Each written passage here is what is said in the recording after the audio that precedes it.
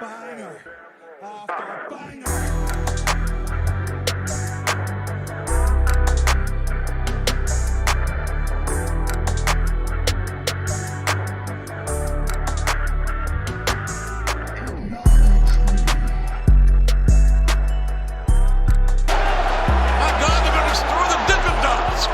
What's going on, guys? It's your boy Big Hair Bridge back at you with another one. If you're new to the channel, go ahead and subscribe, leave me a thumbs up, ring the notification bell, and hit me up on Twitter, TikTok, social media, message in a bottle, tie a can to another can and then just talk to me like that. Whatever it is, hit me up however you can get to me.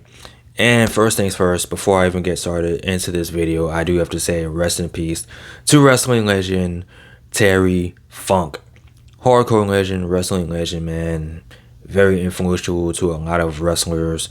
Your John Moxleys, your Mick Foleys, your Eddie Kingstons, the Briscoes, the list goes on, man. So I do want to send my sincere thoughts and prayers and feelings and sympathies to his friends and family in this trying time, 79 years old, I believe he was. So rest in peace to you, legend. Rest in peace, Terry Funk.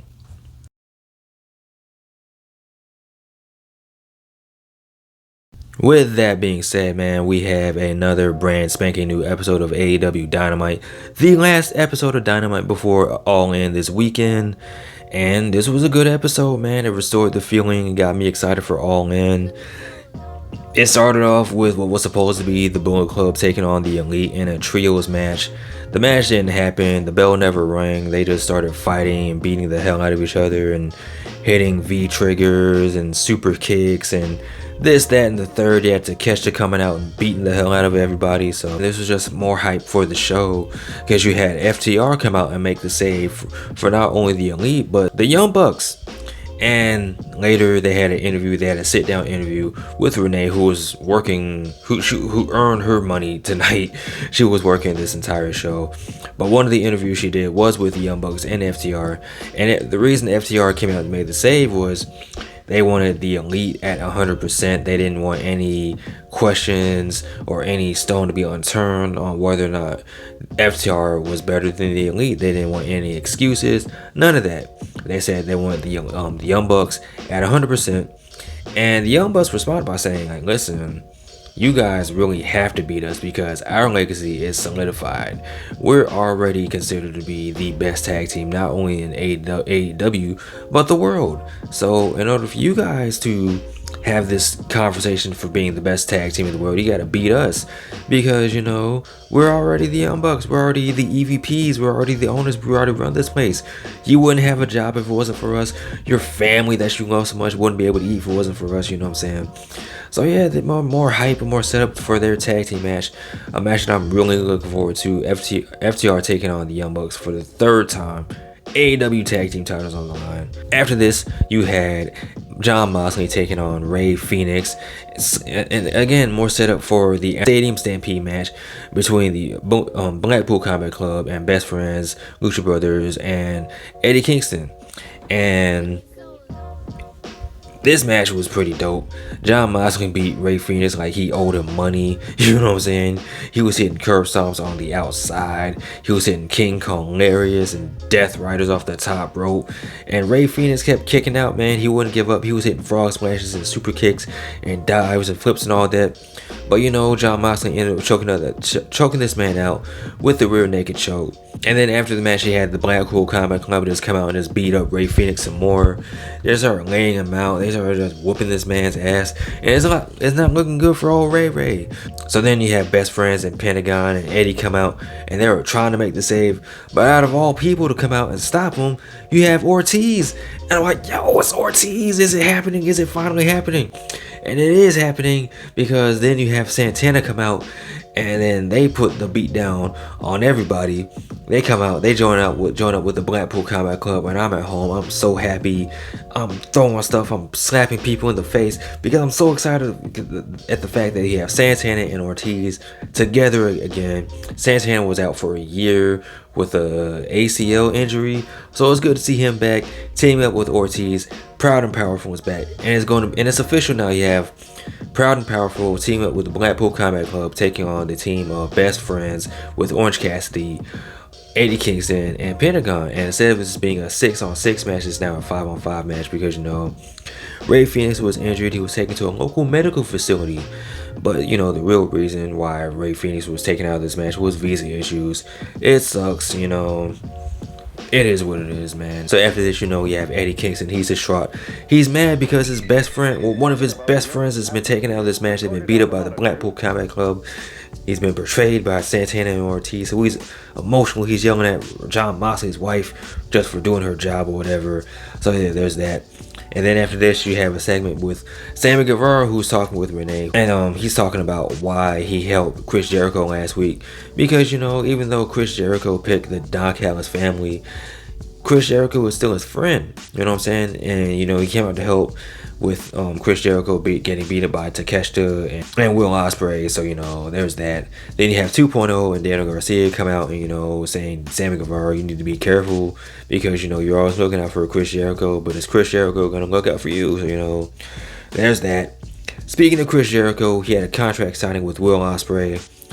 Will Ospreay cut one of the best promos ever. He talked about how much Wembley means to him, how much England means to him, how much the UK means to him, and how much it would mean that when he beats Chris Jericho, he would make him, Will Ospreay, the best in the world because he would have been able to beat Chris Jericho, Okada, and Kenny Omega in the same year. So, that's a pretty big feather in the cap of old Will Brov Ospreay.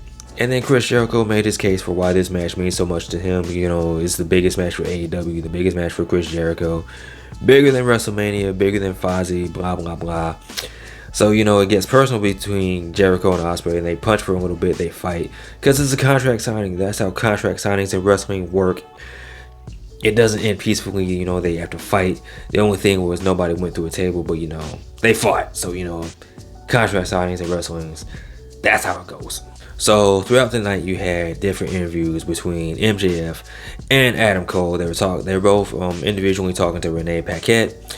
MJF did his little interview first. He did his earlier in the night, and he sounded really sincere. He actually sounded really sincere. He said that he's gonna do his best to be the people's scumbag, and Adam Cole made him a better person. And MJF really sounds reformed. Like, he sounds like an actual human being. He sounds like he's like, I've never had friends before. Adam Cole's not only a friend to me, he's like a brother. And it sounds really sweet. It sounds really wholesome. And then you go to Adam Cole's interview, and Renee brings up the fact that that this the whole thing started off with Adam Cole trying to play MJF, and she's questioning whether Adam Cole and MJF's friendship is legitimate. And Adam Cole, he gets a little defensive. He's all like, listen, me and MJF were friends, blah, blah, blah. But he doesn't really sound as sincere as MJF did, you know what I mean?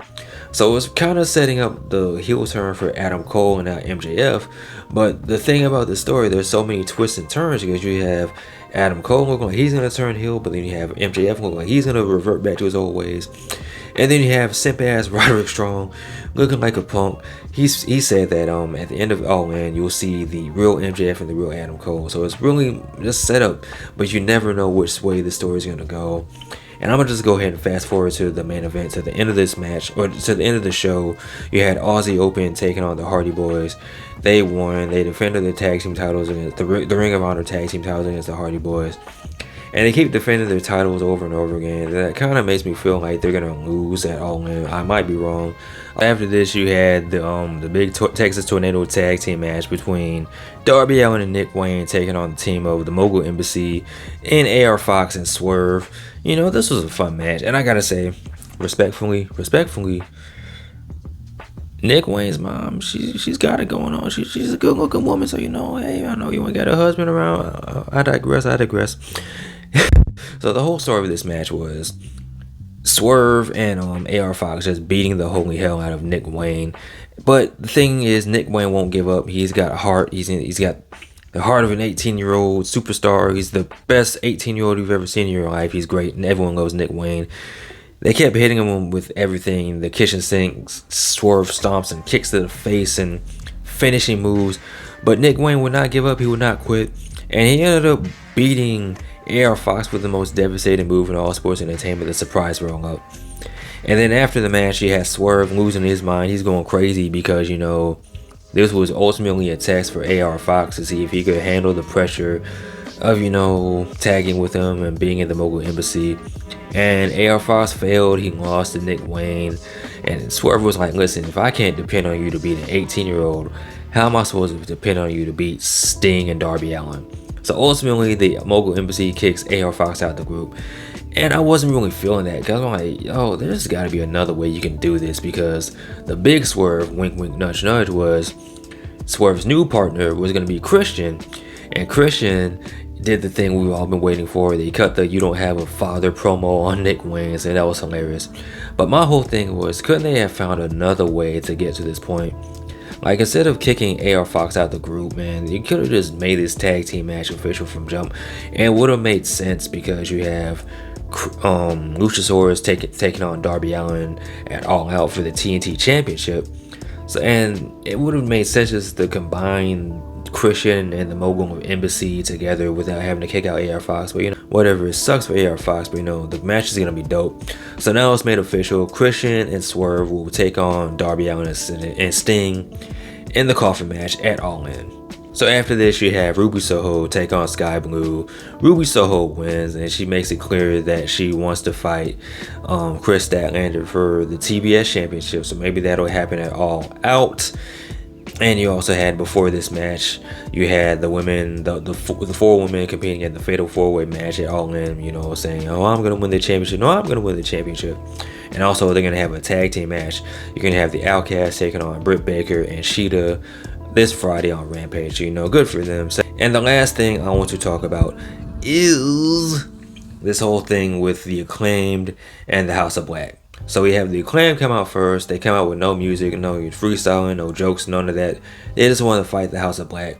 House of Black comes out. Looks like they're going to beat the holy hell out of the Acclaimed. And then Billy Gunn, Mr. Ass, Daddy Ass himself, makes his triumphant return. He gets a huge pop. Everyone's going crazy. Everyone's crying and scissoring. It's just a beautiful sight to see, wrestling fans coming together, crying and scissoring over the return of Mr. Ass. All in Wembley Stadium, Trios Championship, the Acclaim taking on the House of Black. Let's go. And it was made official, so the match is official for the Trios Championship, the Acclaim taking on the House of Black. Pretty cool stuff, man. Out of everything, though, to me, this was the segment I care for the least. Because, I don't necessarily care for this feud. And on top of that, I felt like the feud that was going to make the most sense was the House of Black take on LFI. But that doesn't look like that's happening. Roosh kidnapped the white boy and his own brother. So I don't know what that's going on. And you have Andrade. He got his mask back and he dipped out. So I don't know what LFI has going on. So it's going to be the Acclaim and the House of Black at All In. But outside of that, I really, really, really enjoyed this episode of Dynamite. It restored the feeling. It got me excited for All In. Listen, I was going to buy this pay-per-view no matter what. This is what I do. I cover this stuff, but I don't feel bad for, giving AEW my money, because this is the show that really sold me on the pay-per-view. And my whole thing is, if AEW would have done this from jump, if they would have had these types of shows hyping up All In, you wouldn't have people complaining about the build or the matches or the match card. People will be more sold. People will be more invested. People will be locked in for All In. But with that being said, man, I give this episode of Dynamite an honorary W.